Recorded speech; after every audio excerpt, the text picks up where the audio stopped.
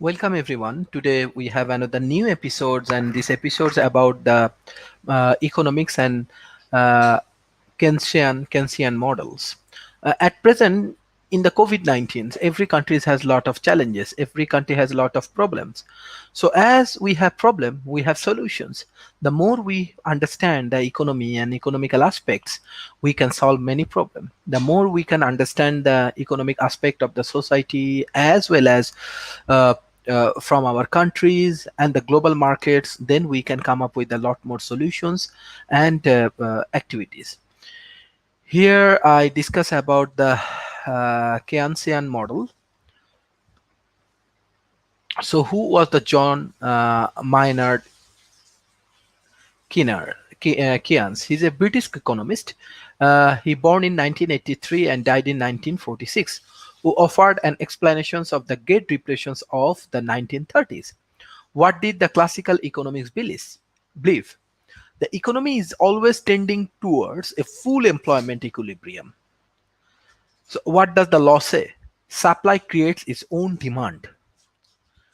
So why supply creates its own demand? Why it says law a full employment theory? Producer produce a good consumers want, and consumer have the money to buy because of the wages they were paid. Under sales law, is unemployment possible? Yes, but it is short-lived adjustment period in which wages and the price decline, or people voluntarily chooses not to work. What is the name of the book Keynes had published in 1939? The General Theory of Employment, Interest and Money. So we have to understand this general theory of employment, how we can create more employment, and what is the way of interest and money. Why did Keynes believe that supply did not create its own demand?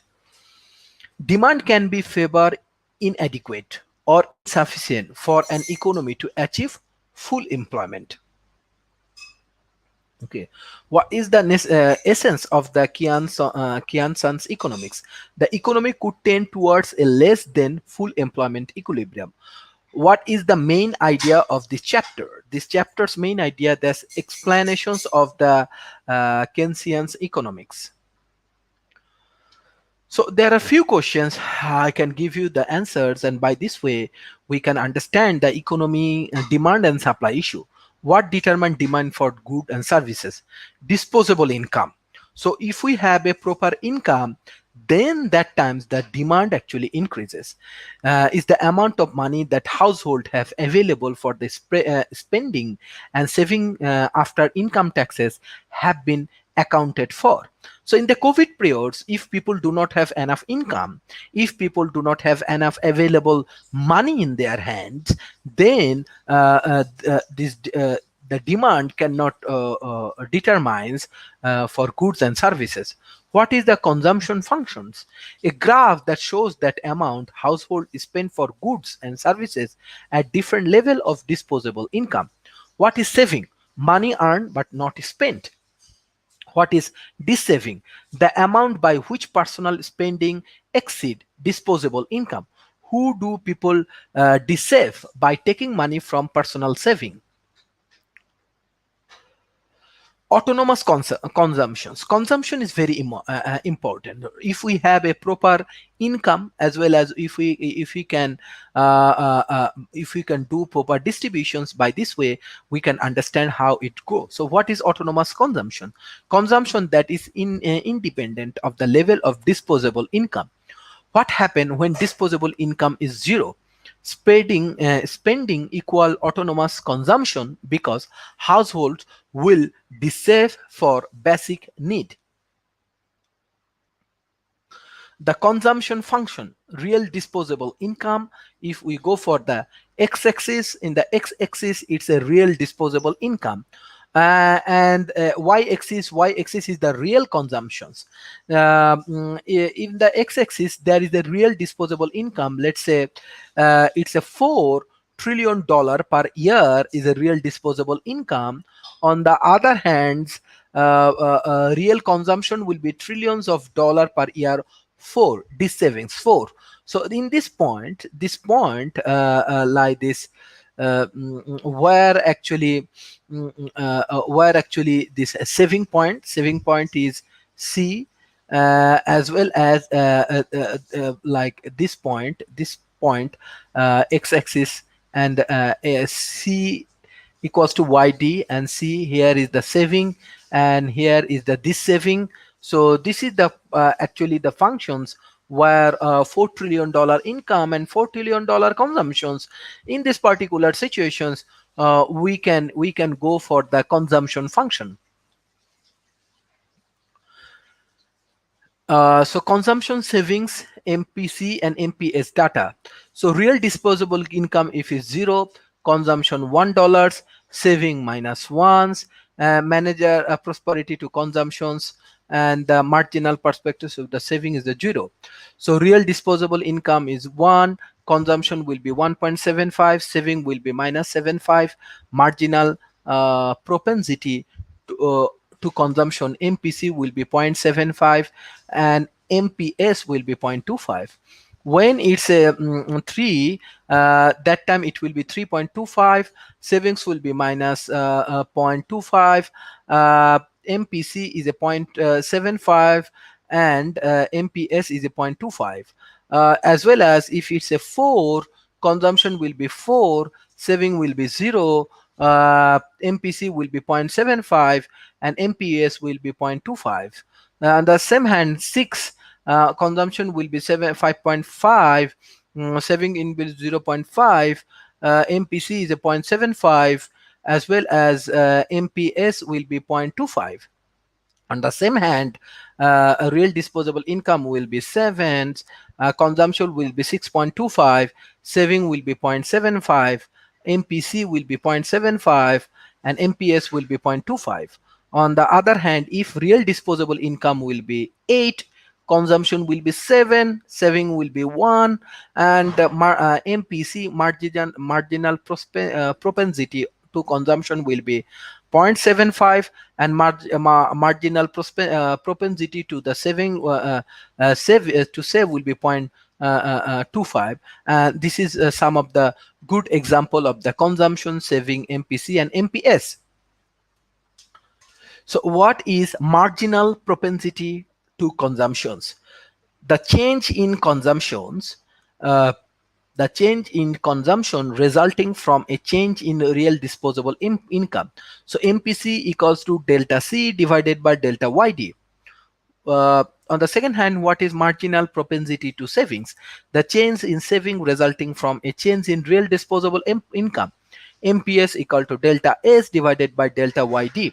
What does MPC plus MPS always equals 1? Because saving is defined as memory earned but not spent.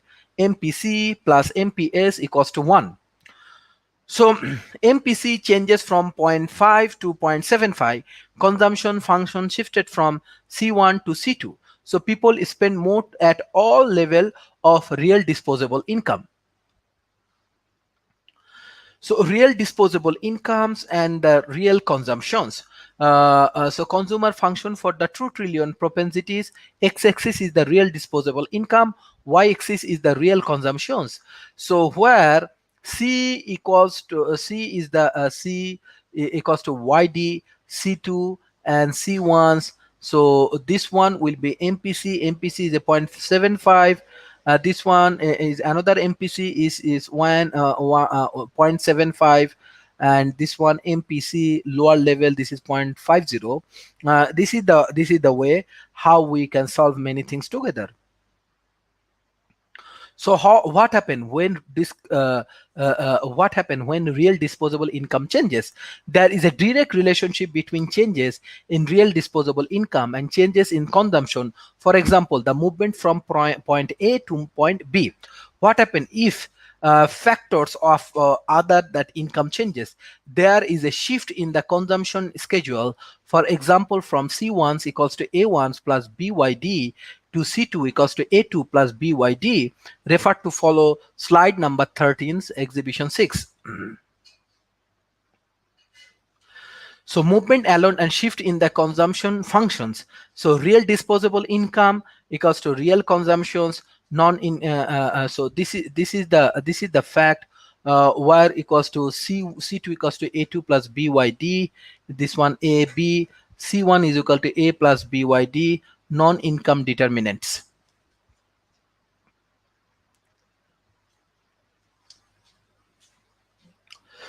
So at present, everyone, we have to be more focus on research. We have to more focus on real life economy, and we have to be more focused on understanding what's going on inside the economy. So why does consumption shift? Because of a change in expectations. So expectations is that consumer expectations of things happen in the future will affect their spending decisions today. For example, what sensing expectation of changes in income might lead to a reduce in a confidence and a fall in spending at each level of income and VV. Wealth is a direct relationship between a change in the wealth and the change in consumption. Wealth increases encourages greater consumption and VV. Price level.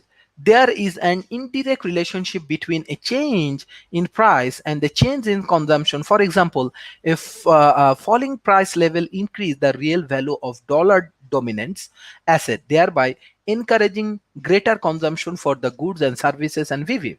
Interest rate. There is an indirect relationship between a change in interest rate and a change in consumption. Falling interest rate, so encourage greater consumption and VV. So according to the classic economists, what determined the level of investment? The interest rate. Decrease in interest rate resulted in increase in firms' investment spending and VV. According to the Keynes, what determined the level of investment? Expectations of the future profit along with the level of interest rate. What is the investment demand curve? The curve that show the amount of business invest at the different possible interest rate. See exhibit 8A, movement along with demand curve. So movement along with the farm investment demands. Real investment, this is the real investment demand curve, and this is the interest rate. So real investment demand curve is A equals to A to B. So decrease in investment rate result in the increase in the farm investment spreading. Why is spending investment demand unstable? Due to the following factor: expectation, technological change, capacity utilizations, business taxes, autonomous reasons. These are the things that we can change. Will shift the demand curve to the right to left. Yes, if we focus on the demand curves always can focus from right to left, shift in farms investment demand. Let's say the real investment millions of dollar per year. Here is the interest. So interest may be a B, and it can be shift to the C. So shift in the farm investment demand curve also possible.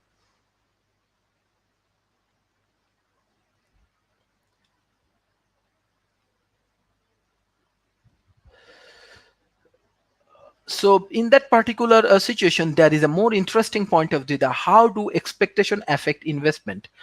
Investor confidence and doubt affect investment. For example, if business people reduce their expectation for profitability at each interest rate, the investment demand curve shifts to left to VV.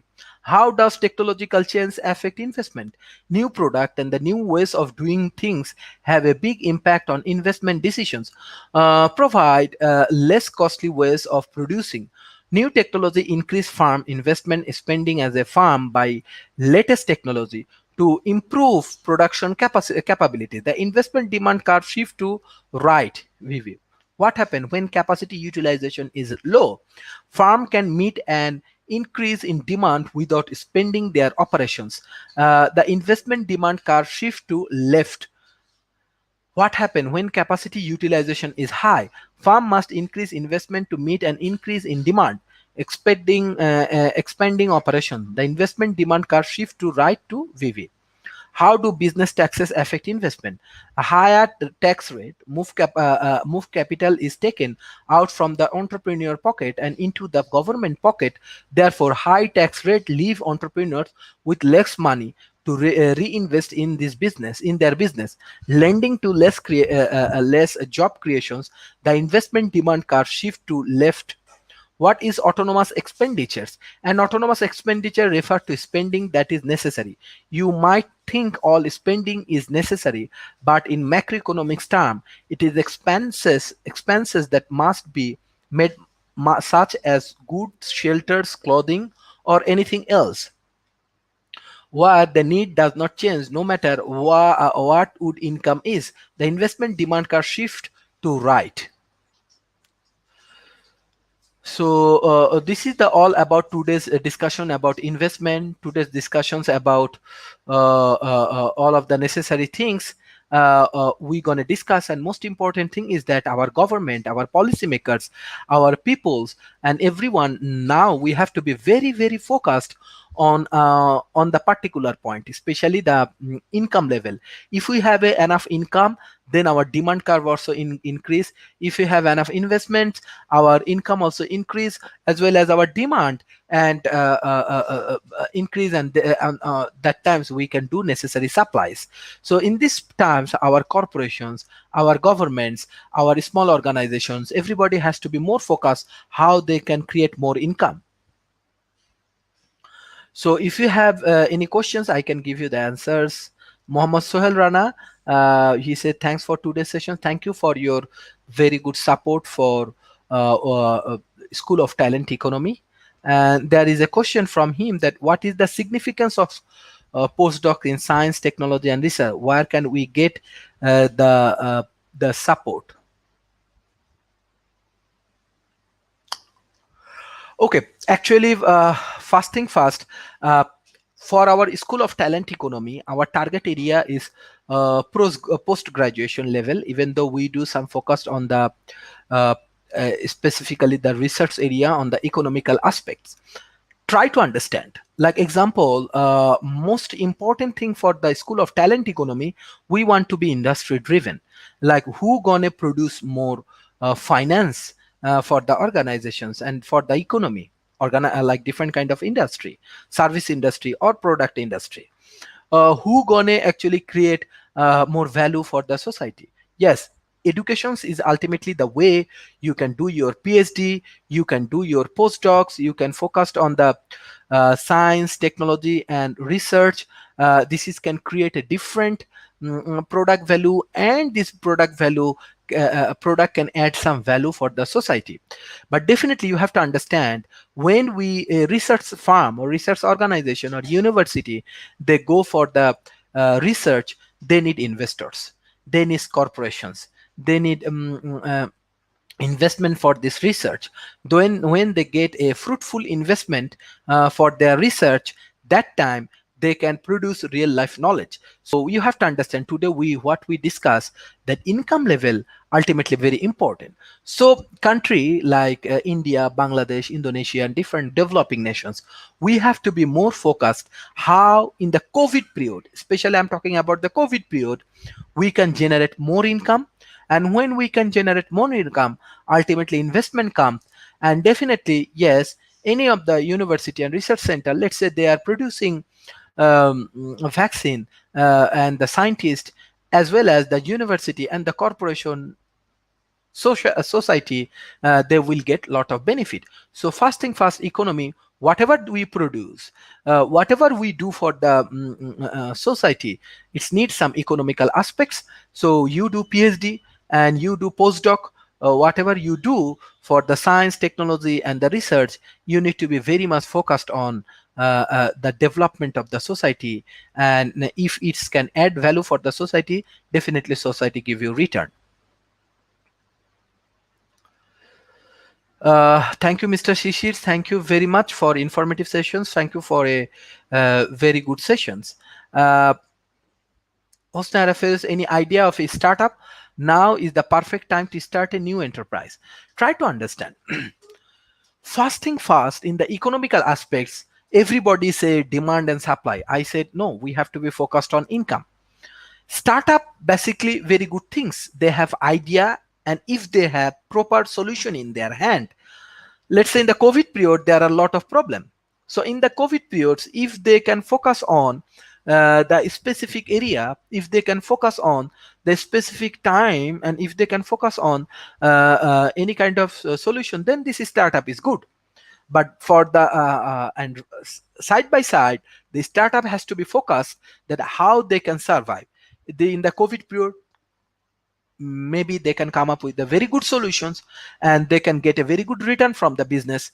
This is the way they can survive. So idea is that you have to be problem solver, and you have the capabilities of like how to find out the problem. Like example, this is our major problem in the society, that someone creates something, I just follow these things, I will create something and I will make money. This is ultimately, we are just copy paste and doing this kind of things. This is not a startup, this is not the good business. Good business, you have to be unique, and society can get some sort of value.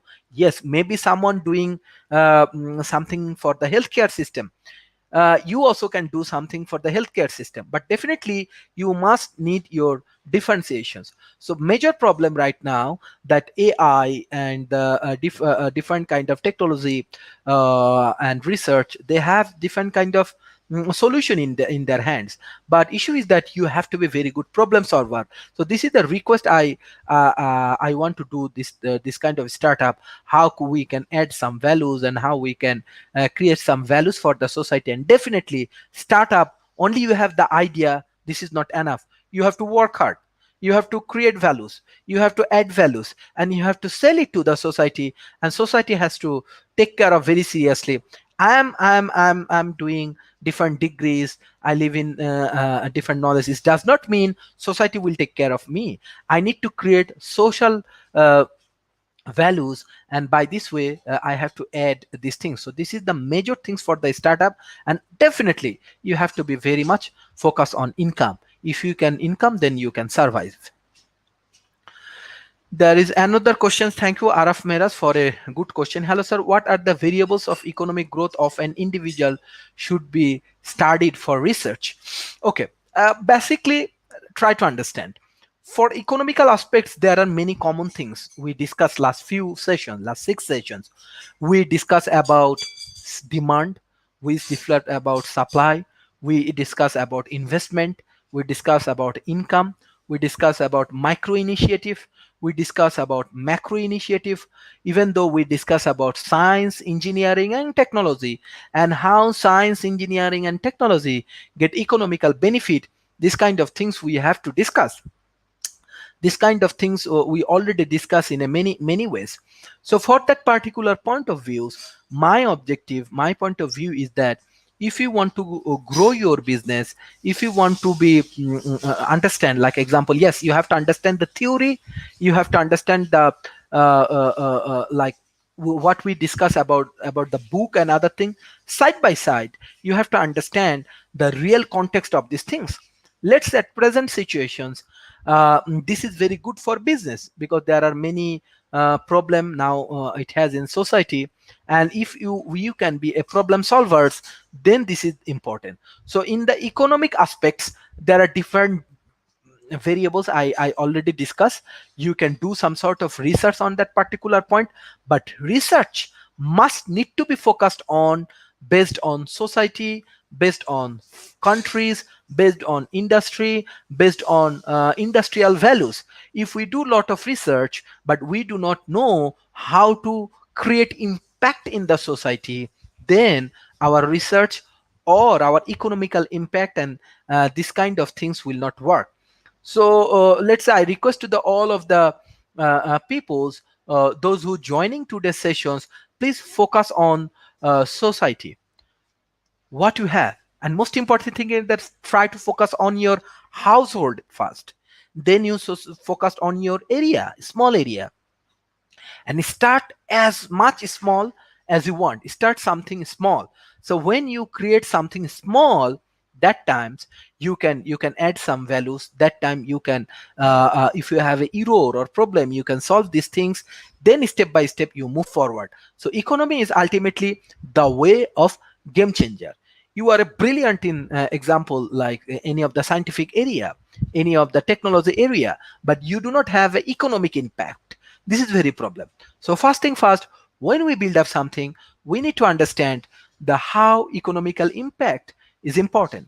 Let's say you have a chawala, like is a tea shop in your area. Try to understand that how the tea shop, they're buying and selling, they are actually selling their product, their cup of tea. So they understand the demand of the area, your mohalla or your area, and they are trying to selling their products. They know the different taste of the people. If you go to the chawala and the tea shop, the chawala know what the different requirement of different house people. You can learn from the research is completely like that. Those who have industrial experience, this research is important. Let's say you have a small shop, tiny shop. So they are actually selling regular things. Go to them and you can learn the economical impact. They know why, like X house they need this kind of product, that house they need this kind of product, Y house they need different kind of products. So this is called economical impact. If you go to the rickshaw puller, when the rainy season come, they just increase their prices. Okay, they understand the demand and supply.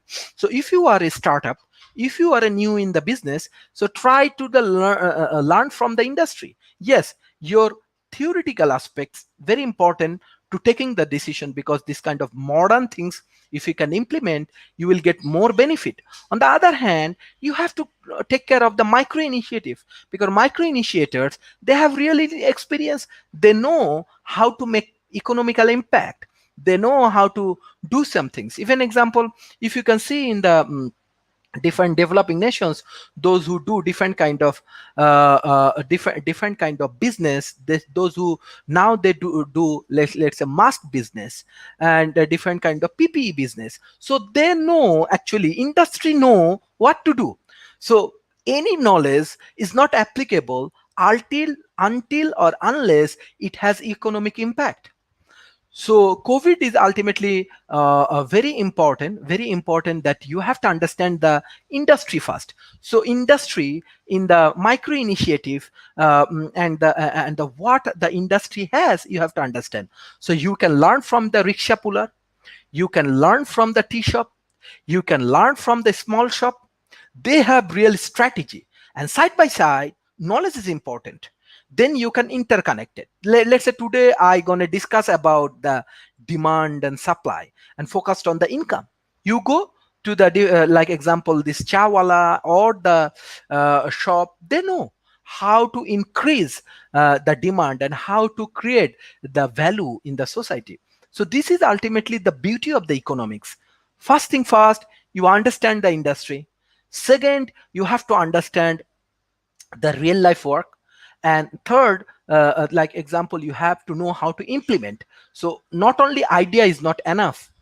When you are successful, when you can implement your idea and you can make it successful. So that is the ultimately objective of the society, and especially the policymaker, the government, the organizations. I want to say the next challenges for the economy, country like Bangladesh, India, Indonesia, many more countries, Maldives, even Sri Lanka. Like major thing is that we first thing first, we have to create very good awareness for the like different kind of social environmental issue. This is number one. Environmental issue will be next big challenge after the COVID. Second things, we have wealth.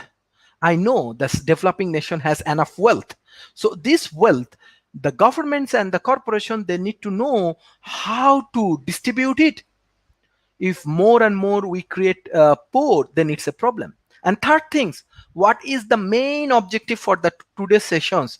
We have to create employment. We have to create a lot of employment. Until or unless we cannot create the employment, we cannot add value for the society. Until or unless we cannot create value, we cannot create value for the society and job for the society. Our demand will not work, our supply will not work, and for that particular issues, we need investment. I request the different business organizations, those who actually do not invest a lot, those who try to invest outside their country, invest in your country, invest on your community, invest on your youth, invest on your people. When you invest on your people, then the income level of the people will grow, and when the income level will grow, ultimately demand will increase. That time you also can get greater values for that particular issues. So thank you. This is the ultimately the objective for the School of Talent Economy. We have to create proper awareness, we have to create proper values, and especially we have to save many people. Now is the right time for investment, investment, and investment. This is the point today we discuss. Especially I want to give special thanks Mr. Azizur Rahman, Araf Mehraj, Hosne Ara Firdos, Nurul Afsar, Shishir, Mohammad Shohel Rana for all of your brilliant support. Our objective is that we want to create a real-time impact in the society. Thank you for your support and everything. Thank you, everyone. Hopefully tomorrow we're gonna discuss something interesting. Thank you, everyone.